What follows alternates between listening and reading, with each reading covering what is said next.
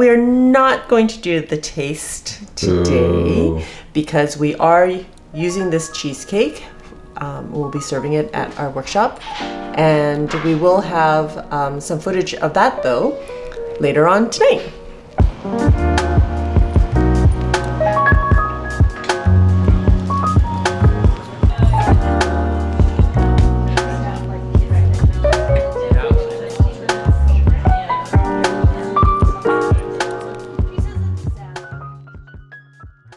I'm really looking forward to this one. Why? Because of the flavor of the thing. We're making matcha cheesecake. And if you're not sure what matcha is, it's a Japanese green tea. And I think it's been quite popular in the cafes as of late. Usually, well, from the last few years, you can get matcha lattes, matcha smoothies, matcha shortbread, matcha this, matcha that. So it's become quite popular, and so I thought we would try to create a matcha cheesecake. Yay. Okay, so the cheesecake, I have a couple of cheesecake recipes already up there. I don't know which one Dude is going to link to, but essentially I use the same method to make all my cheesecakes. This one will also have a shortbread crust, and the method of making the cheesecake mixture is the same. So if you watch those videos and you're wondering, oh, this is like almost the same, well, yeah, it is almost the same. I'm just changing the flavoring. And you can do that at home too. Yeah, so that makes it really easy, right? Why create a new recipe for different flavors? Use the same. I'm with you, girl. I have a piece of parchment paper that I'm using to just line the bottom of my 7 by 3 inch push pan. And you can use a springform pan. I prefer these ones with that you can lift the cheesecake up completely. But if you have a springform that fits in your Instant Pot, 7 by 3 is pretty much the maximum. I just got the 8-quart Instant Pot, and I found that the 8-inch 8 by 3 will fit quite nicely in there as well. Yay for bigger cheesecakes. You know that's the only reason why I bought it, right? All right, I'm folding up my parchment to cut into a circle. So hopefully this is big enough.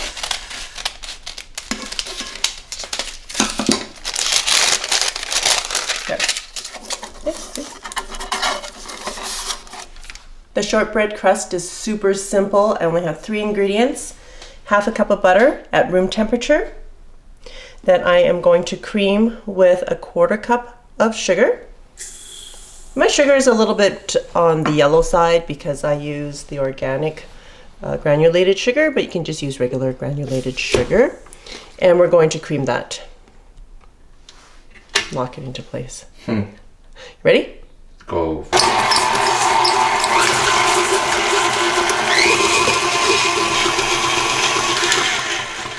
Okay, that's been creaming for about 2 minutes.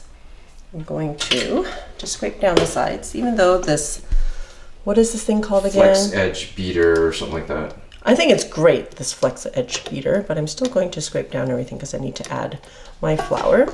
Too. All right, figured it out. Yeah.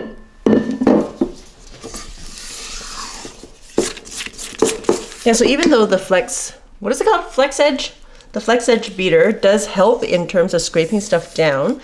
Nothing works as well as a spatula, so just make sure all the stuff is scraped down. We're gonna add the flour. Have 1 cup of flour. And we're just going to mix this until it's crumbly. I'll make sure I turn it off in the right direction. Otherwise, it'll can you imagine if you went turbo on that thing? Would it actually kick it up? Yeah? And it would be on me, Yeah. dude. And all over the camera. Okay, and we're gonna put that in here, in the pan. You know what I like about filming? Is What's that you edit. You don't necessarily show everyone the gong show that happens behind the scenes. It's not a gong show. I just dropped my beater on the floor. Which meant I had to clean off all the batter that ended up on the floor. And these are the things that you don't get to see in the videos. All right, so we're gonna press this dough down into the bottom of the pan. Okay, fingers first. Yeah. So I'm just using my fingers to press down. In my other videos, I think I used the bottom of a glass, but I'm finding the dough a little bit sticky today, and I probably should have added a little bit more flour.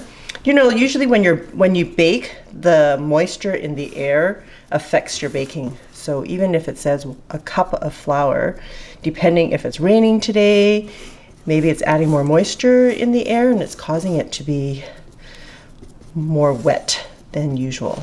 But yes, I'm just using my fingers to press just a little bit up the sides, trying to get it as flat as possible. That's okay. The cheesecake mixture goes on top of that anyways. So we're going to put this in a preheated 400 Fahrenheit oven for about 15 minutes. All right, 1 block of cream cheese, and that's 250 grams.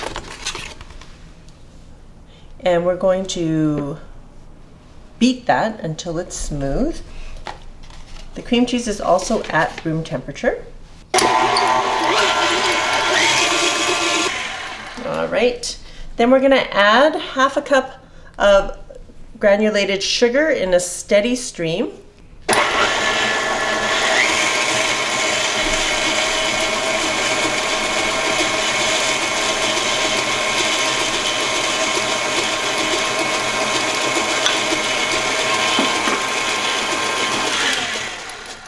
Okay, I'm just gonna scrape down the sides. Scrape this down too. Make sure everything gets incorporated really well. So you get a creamy cheesecake. Sorry, the next little bit, we're going to be adding the ingredients and only beating for 30 seconds at a time. So I'm adding half the sour cream. So it's a full cup of sour cream that's going in the whole cheesecake. We're going to put half a cup in there right now. And beat for 30 seconds. And we're supposed to scrape down the sides after each one, but you know what? The scraper does a really good job. I just see a little bit of cream cheese here that I want to make sure it gets in there. Just scrape that down. Okay, and I'm going to just push at the bottom because sometimes the blade doesn't get all the way to the bottom. And adding the rest of the sour cream. And then beat for another 30 seconds. All right, so that was 30 seconds. So when I was taking cooking in high school, the teacher always taught us to open your egg in a bowl before putting it in your batter because there could be something wrong with the egg. Well, who has time for that? Anyway, so last time I made a cheesecake with my daughter, we broke the egg into the batter like normal, like I do usually, not normal, but like I do usually. And yeah, there were specks of, sometimes you get like little bits of red blood in the egg, and it was in my cheesecake. And I had to like try to pick it out, and it was just, yeah. So I'm gonna do what my teachers taught me to, and I'm gonna open it up in a bowl before pouring it into my batter. You see? I don't know if you can see that. You see that brown bit? Yes. You don't want that in there. So let's scoop it out. So I removed it, that little brown bit. And I also removed some of the white. Make sure the stuff at the bottom is scraped in. Okay. Then adding the egg. And we're going to beat that again for 30 seconds. Okay, so matcha comes in a little, well, depending on the size of the matcha container. This, it comes in a little package. And I'm going to use 2 teaspoons. And matcha is usually comes in powder form. And I guess depending on the type of matcha, it could be more green than this.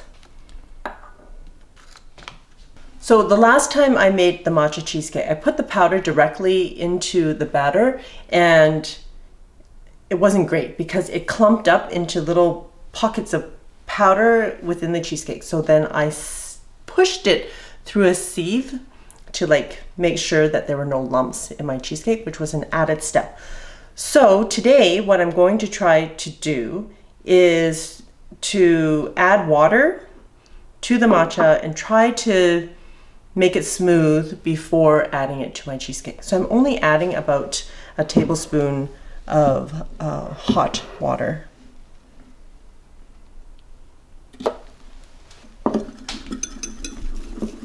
Let's see if I can, if that's not enough, just add a little bit more at a time.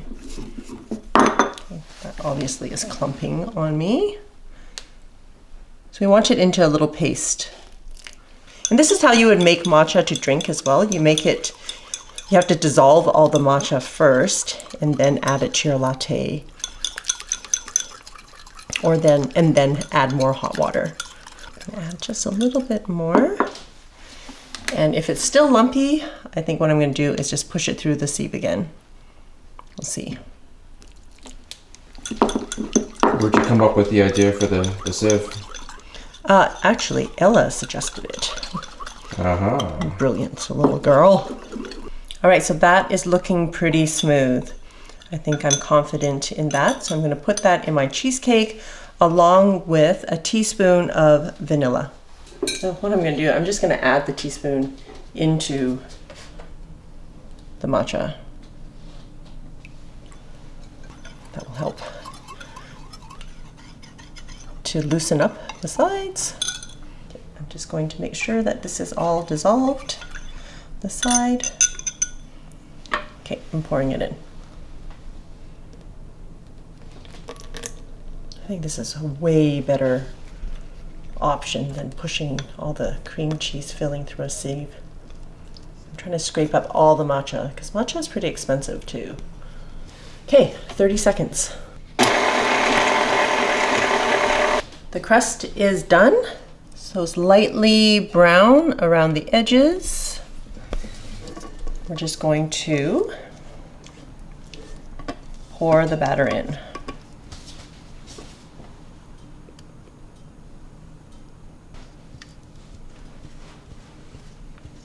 Once you get the batter into your cheesecake, just tap it a few times so that there's no air pockets in there.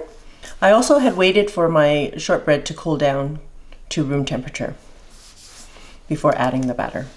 I have my Instant Pot ready to go. I have a cup of water inside with the trivet. I have my very well used foiled slings, and I'm just gonna let them hang here. Okay, I'm gonna put my cheesecake in. It's okay when it's not hot, right? To take it in and out. It's just remembering that it's gonna be really hot if you're trying to take it out without having the slings. I'm also going to cover it. I have a silicone lid here to keep the moisture out and off my cheesecake, and also to keep the slings out of my cheesecake.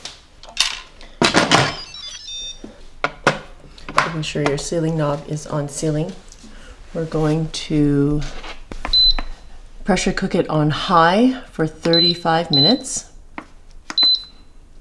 and then let it natural release for 10 minutes. So we'll see in a bit.